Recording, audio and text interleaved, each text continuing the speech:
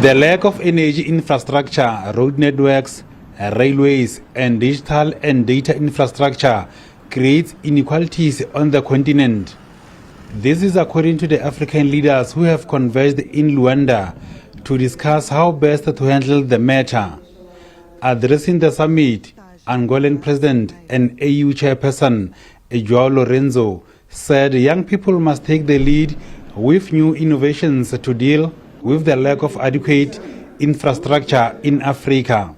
We must identify the best and most effective solution for financing rail, port and airport, energy and telecommunication infrastructure, not only to serve each country individually, but above all, so these infrastructure could be shared amongst countries in the context of regional and continental integration. The AU Commission Chairperson Mahmoud Ali Yusuf has called on the private sector on the continent to come on board and invest in infrastructure development to address unequal access to basic needs. A structured mobilization of the African private sector as a central actor of transformation, a coordinated and substantial access to climate financing, notably through the Alliance for Green Infrastructure Africa, which could mobilize more than $500 million in its first phase. Yes, indeed, what we are building here are not roads and bridges.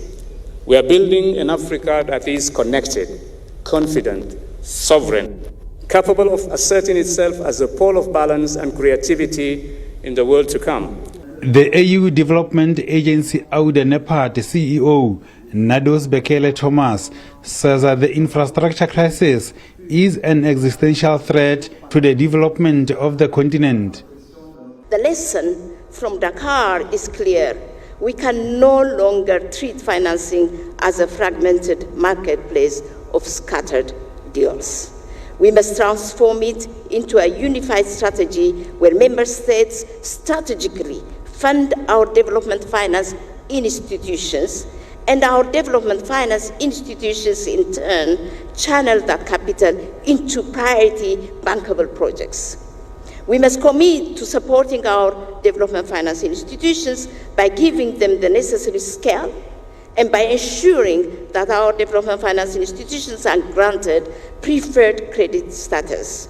The three-day summit will wrap up on Thursday, with the outcomes expected to be implemented in line with the AU's vision of 2063, where no one will be left behind. Ditabo Tsotetsi, SABC News in Luanda, Angola.